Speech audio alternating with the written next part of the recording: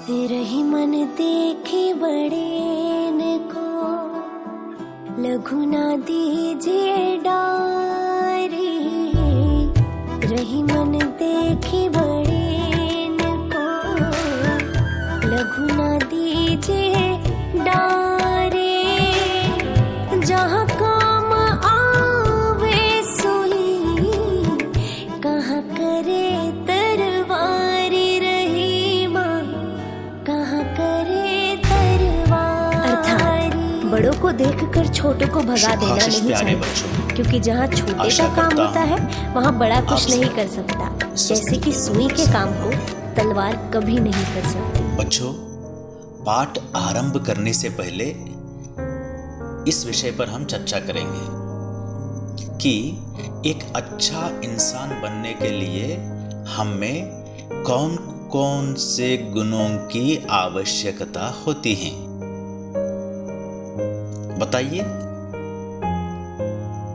एक अच्छा इंसान बनने के लिए जिस चीज की जरूरत है वो है इंसानियत।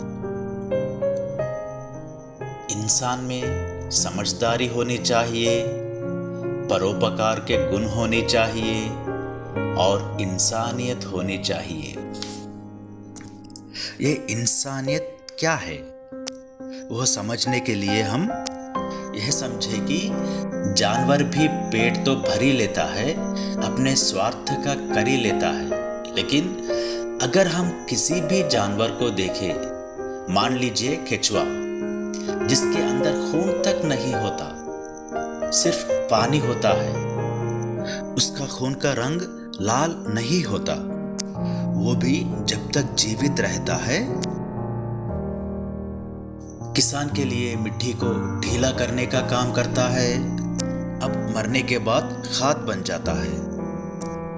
तो बच्चों, एक अच्छा इंसान होने का अर्थ दूसरों के लिए कुछ करने से कहीं अधिक है। अच्छा इंसान होने का सीधा साधा अर्थ है किसी को कोई नुकसान ना पहुंचाना। तो बताइए बच्चों, क्या कोई बच्चा पढ़ाई लिखाई में कितना भी होशियार हो, पर यदि उसमें नैतिक गुणों का अभाव है तो सब बेकार है। नैतिकता हमारी शख्सियत को निखारने की पहली सीढ़ी है।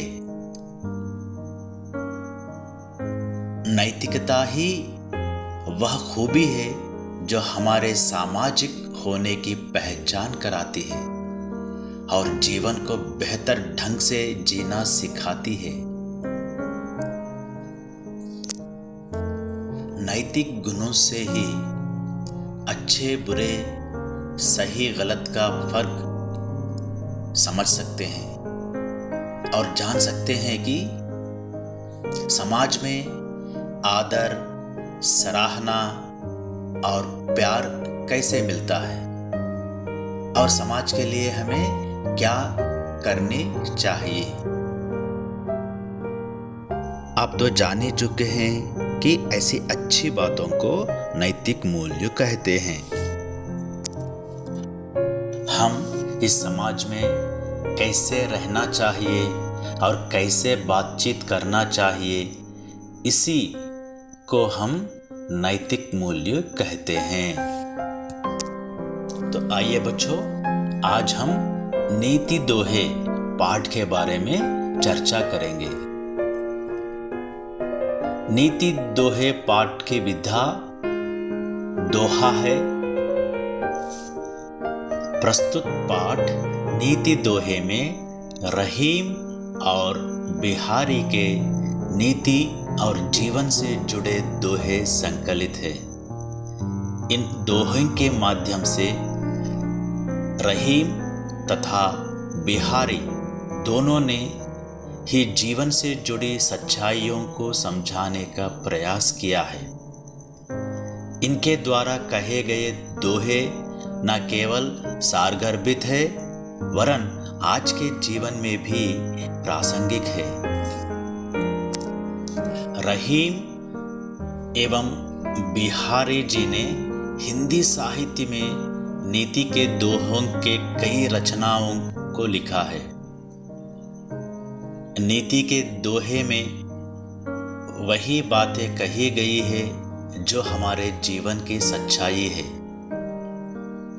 अपने के अहम भाव में हम निष्पक्ष रूप से किसी वस्तु को नहीं देख पाते हैं, जो हमारे इन महान कवियों एवं समाज सुधारकों ने देखा है। तो अब जानते हैं पाठ के विधा के बारे में। नीति दोहे पाठ की विधा है दोहा। पद्य रचना में दोहा, चौपाई या पद बहुत प्रभावशाली होते हैं। दोहा अर्धसम मात्रिक छंद है। यह 2 पंक्ति का होता है। इसमें 4 चरण माने जाते हैं। इसके विषम चरणों यानी प्रथम तथा तृतीय चरण में 13 मात्राएं होते हैं और सम चरणों यानी द्वितीय तथा चतुर्थ चरणों में 11 मात्राएं होती हैं। इसी तरह चौपाई को 4 पंक्तियां वाली पद्य रचना मानी जा सकती है। रहीम का पूरा नाम अब्दुल रहीम खान खाना था। आपका जन्म 1556 में लाहौर में हुआ। रहीम के पिता का नाम बैरम खान तथा माता का नाम सुल्ताना बेगम था। बैरम खान मुगल बादशाह अकबर के संरक्षक थे। रहीम ने अपनी काव्य रचना द्वारा हिंदी साहित्य की जो सेवा की वह अद्भुत है। रहीम की कई रचनाएं प्रसिद्ध हैं, जिन्हें उन्होंने दोहों के रूप में लिखा। रहीम के ग्रंथों में रहीम दोहावली या रहीम सत्सई, बरवई नायिका भेद, मदनाष्टक, राग पंचाध्यायी, नगर शोभा आदि काव्य प्रसिद्ध है। अब जानकारी प्राप्त करेंगे महाकवि बिहारी के बारे में। बिहारी का जन्म 1595 में ग्वालियर में हुआ। बिहारी का पूरा नाम बिहारी लाल चौबे था। इनके पिता का नाम केशव राज था। जयपुर नरेश सवाई राजा जयसिंह के ये दरबारी कवि थे। अच्छे जीवन बिताने के लिए रहीम एवं बिहारी ने किन किन चीजों को बताया है, वे अगली कक्षा में हम जानकारी प्राप्त करेंगे। तब तक के लिए बच्चों धन्यवाद।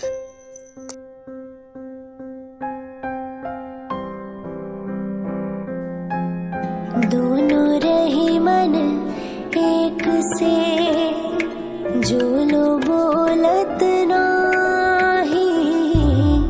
दोनों रही मन एक से, जो लो बोलत नाही।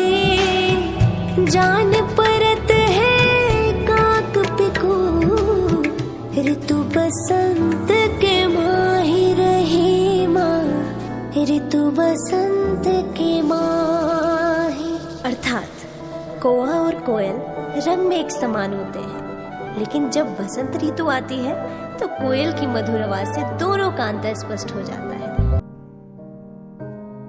सीखने के प्रतिफल। प्रस्तुत वीडियो पाठ को देखने के पश्चात छात्र मानव मूल्यों से परिचित होते हैं, दोहों के भाव अपने शब्दों में लिखने का प्रयास करते हैं, मानव जीवन में रहीम और बिहारी के दोहों का महत्व जानते हैं। शुभाशीष प्यारे बच्चों, नीति दोहे नामक पाठ के पहले भाग में हमने जाना कि दोहा एक मात्रिक छंद है। यह 2 पंक्तियों में लिखे जाने के कारण इसे दोहा भी कहते हैं। रहीम और बिहारी के दोहे मानव जीवन में क्या महत्व रखते हैं, आज इसकी चर्चा करेंगे। साथ ही साथ हम यह भी जानेंगे कि इनके दोहे नैतिक मूल्यों को कैसे स्थापित करते हैं। तो चलिए सर्वप्रथम हम रहीम के दोहों की चर्चा करेंगे। कही रहीम संपत्ति सगे, बनत बहुत बहुरी। कही रहीम संपत्ति सगे, बनत बहुत बहुरी। विपत्ति कसौटी जे कसे, तेई सांचे मीत। रहीमन तेई सांचे मीत। बहुत ही सुंदर दोहा था, है ना बच्चों? चूंकि यह प्राचीन काव्य है, इसलिए इसकी शब्दावली से हम परिचित होना बहुत ज़रूरी है। तो इसके कुछ कठिन शब्दों को अब हम देखेंगे, जिसमें पहला शब्द है संपत्ति। इसका अर्थ है संपदा, या फिर इसे हम धन भी कह सकते हैं, या वित्त भी इसे कहा जा सकता है। दूसरा शब्द है विपत्ति। वैसे तो विपत्ति का अर्थ होता है विपत्ति, जिसे हम मुसीबत भी कह सकते हैं और आफत भी। तीसरा शब्द है सांचे, और इसका अर्थ है सच्चा या वास्तविक, या फिर इसे हम यथार्थ भी कह सकते हैं। अगला शब्द है मीत। मीत का अर्थ है मित्र, सखा या स्नेही भी इसे कह सकते हैं। प्यारे छात्रों, बहुत सुंदर दोहा है यह। अब हम इसका भाव जानेंगे। इस दोहे में रहीम सच्चे मित्र की पहचान बताते हैं। वे कहते हैं कि मनुष्य के पास जब धन संपत्ति होती है तब उसके कई सारे मित्र बन जाते हैं, लेकिन जब उसके पास धन संपत्ति नहीं होती है तो उसके सारे अपने मित्र कहे जाने वाले सब वहां से चले जाते हैं। लेकिन जो भी व्यक्ति मुश्किल समय में साथ देता है वही सच्चा मित्र कहलाता है। प्यारे बच्चों, चलिए अब हम रहीम के दूसरे दोहे की चर्चा करते हैं। दूसरा दोहा है रहीमन पानी राखिए, बिन पानी सब सून। रहीमन पानी राखिए, बिन पानी सब सून। पानी गए न उबरे, मोती मानुष चून। रहीमन मोती मानुष चून। प्यारे बच्चों, इस दोहे में जो कठिन शब्द आए हुए हैं, पहले हम उसके अर्थ जानेंगे। आप सबको पता होगा, पानी, यहाँ पानी का अर्थ है जल। दूसरा एक शब्द है मानुष। मानुष का अर्थ ही है मनुष्य या मानव। इसी प्रकार एक और शब्द है चून। चून का अर्थ चूना। इस दोहे में हम पानी के 3 अर्थों को ले सकते हैं, जिनका प्रयोग रहीम ने किया है। जैसे पानी, इसका पहला अर्थ मनुष्य के लिए, खासकर उसके विनम्रता को लेकर उन्होंने लिया है। दूसरा अर्थ मोती, इसका संदर्भ उसकी चमक को लेकर किया गया है। तो यहाँ पर पानी का तीसरा अर्थ पानी से ही लिया गया है, जो चूने में या आटे में मिलाने के काम आता है, यानी जल की आवश्यकता होती है। बहुत सुंदर दोहा है यह, है ना प्यारे बच्चों। तो चलिए अब इसका अर्थ हम जानते हैं।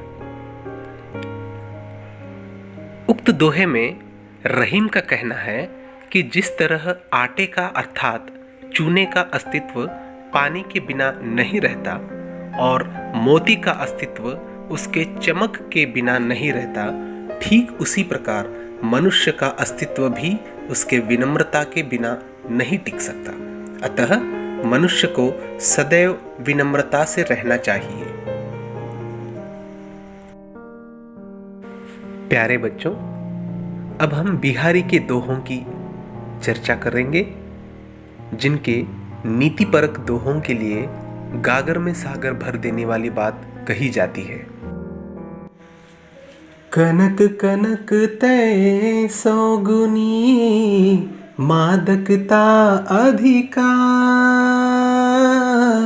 कनक कनक तय सौगुनी मादकता अधिकार, ओहि खाए बौराई जग इहि पाए बौराय बिहारी इहि पाए बौराय। प्यारे छात्रों, कठिन शब्दों के अर्थ अब हम जानेंगे। इस दोहे में कनक का अर्थ है धतूरा, एक प्रकार का फूल। दूसरा जो कनक है उसका अर्थ है सोना या धन। मादकता शब्द का अर्थ होता है नशा। चौथा एक और शब्द है बौराय। बौराय का अर्थ है पागल होना या बावरा। चलिए अब हम इसका भाव जानते हैं। यहाँ एक कनक का अर्थ धतूरा है तथा दूसरे कनक का अर्थ सोना। धन के लोभ का नशा धतूरे के नशे से 100 गुना अधिक बावरा या पागल बना देता है। धतूरे को खाने से नशा मात्र चढ़ता है, जबकि सोना प्राप्त कर लेने से लालच का नशा मानव को पागल कर देता है। नर की अरु नल नीर की गति एक कर जो, नर की अरु नल नीर की गति एक कर जो, जे तो नीचो हवै चले ते तो ऊंचो होय बिहारी ते तो ऊंचो होय। काठिन्य निवारण। नर इसका अर्थ है मनुष्य या मानव। गति का अर्थ यहाँ पर है रफ्तार या चाल भी हम इसे कहते हैं। इसका भाव कुछ इस प्रकार है। बिहारी ने इस दोहे में मनुष्य के लिए विनम्रता का महत्व समझाया है। वे कहते हैं कि मनुष्य और नल के पानी की स्थिति एक समान होती है। नल का पानी जितना नीचे रहता है वह उतना ही ऊपर चढ़ता है। इसी प्रकार जब मनुष्य अपने अहंकार और अवगुण का त्याग कर विनम्रता का आचरण करता है, वह उतना ही श्रेष्ठ हो जाता है।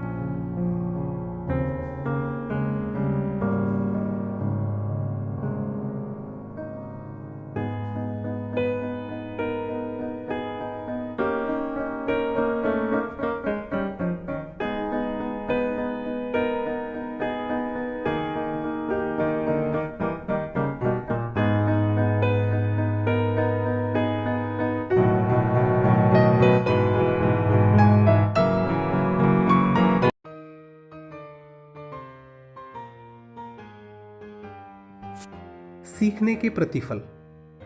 प्रस्तुत वीडियो पाठ को देखने के पश्चात छात्र वर्तनी दोषों की बारीकियों को समझते हैं, संदर्भानुसार शब्दों और वाक्यों का प्रयोग करते हैं, दोहों के कलात्मक संदर्भों को अपनी भाषा में लिखते हैं। प्यारे बच्चों,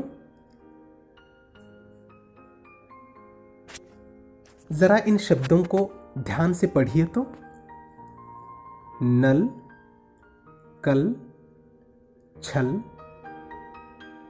और आप, सांप, नाप, इसके बाद रात, बात, सात, है ना। अब बताइए, इन शब्दों को पढ़ने से आपको क्या समझ में आ रहा है? हाँ, कि ये शब्द जब हम पढ़ रहे थे ऐसा लग रहा था कि मानो ये एक समान है ना। बहुत सुंदर। तो समान ध्वनि के शब्दों को क्या कहते हैं, कोई बता पाएगा? जी, हम इसे समान ध्वनि के शब्द ही कह सकते हैं या फिर ध्वनि साम्य शब्द इसे हम कहते हैं। तो क्या रहीम और बिहारी के दोहों में समान ध्वनि वाले शब्दों का प्रयोग हुआ है? हाँ, बिल्कुल हुआ है। तो चलिए, ध्वनि साम्य शब्द किसे कहते हैं, हम पहले उसकी चर्चा करते हैं, है ना बच्चों, है ना छात्रों? ध्वनि साम्य शब्द जिन शब्दों का उच्चारण करते समय समान ध्वनि निकलती है उसे ध्वनि साम्य शब्द या समान ध्वनि वाले शब्द कहते हैं। उदाहरण के लिए रीत, मीत, अधिकाय, बौराय, खाए, पाए, नीचो, ऊंचो। और कुछ उदाहरण देखते हैं हम जो कि हमारे दोहे में आए थे। सून, चून, उही, इही, नर, नीर, जेतो, तेतो। तो ये सारे शब्द हमें समान ध्वनि वाले लगते हैं, इसलिए हम उसे ध्वनि साम्य शब्द कहकर संबोधित करते हैं। समझ में आई ना बात? बहुत अच्छे। तो चलिए आगे बढ़ते हैं। बच्चों, जरा इस छोटे से अनुच्छेद को पढ़िए तो।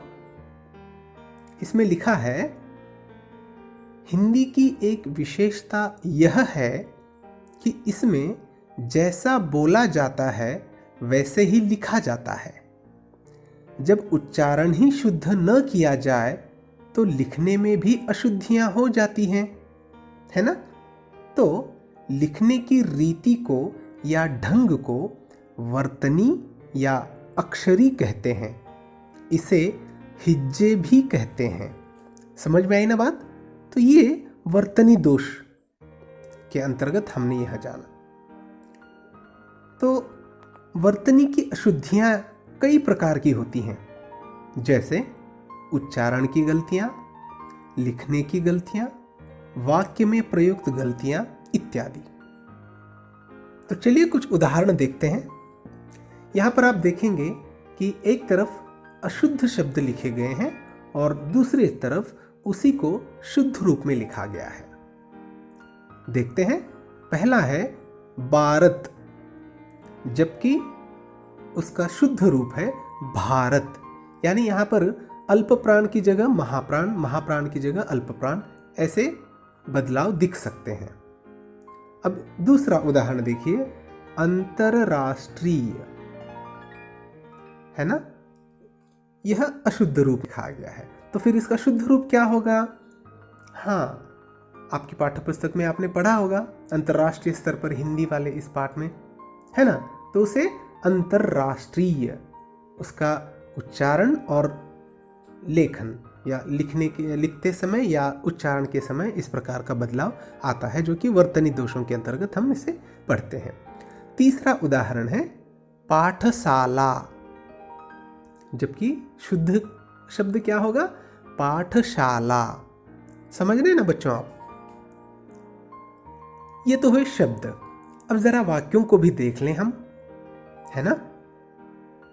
यहां पर एक अशुद्ध वाक्य दिखाई दे रहा है आपको, माघ की महीना, जबकि इसका शुद्ध रूप क्या होगा? हाँ, बिल्कुल सही, माघ का महीना। दूसरा वाक्य हम लोग देखते हैं, आग का लपटे। हाँ, बिल्कुल सही। हमको पढ़ते ही अटपटा सा लगने लगता है कि ये गलत है। तो सही रूप क्या होगा फिर इसका? हाँ, आग की लपेटें। बहुत सुंदर, बहुत सुंदर। और एक उदाहरण देखते हैं हम, आत्मा अमर होता है। क्या ये सही है? बिल्कुल नहीं। तो फिर इसका सही रूप क्या होगा? हाँ, आत्मा अमर होती है। बहुत खूब, बहुत सुंदर, बहुत सुंदर। तो समझ में आई ना बातें? ध्वनि साम्य किसे कहते हैं, वर्तनी दोष किसे कहते हैं, है ना। हमने जाना ध्वनि साम्य शब्द सुनने में एक जैसे लगते हों पर उनके अर्थ भिन्न होते हैं। यदि शब्दों का उच्चारण सही नहीं हो तो लिखने में भी गलतियां हो जाती हैं। हमने यह भी जाना कि लिखते समय होने वाली गलतियों को वर्तनी दोष कहते हैं। वर्तनी दोषों के कारण शब्दों का भाव पूर्ण रूप से बदल जाता है। प्यारे बच्चों, क्रियाकलाप के अंतर्गत आपको कुछ वाक्य दिए जा रहे हैं। उसमें जो वर्तनी दोष है उसे पहचान कर वाक्य का सही रूप लिखिए। यहां पर देखिएगा आप, नदी का पानी चंचल है। मेरे शब्दों के उच्चारण पर ध्यान दीजिए और सही इस वाक्य का रूप क्या होगा उसे आप लिखिएगा। मनुष्य को विनम्र होनी चाहिए। हिंदी का विशेषता यह है कि इसमें जैसा बोली जाता है वैसी लिखा जाती है। धन्यवाद।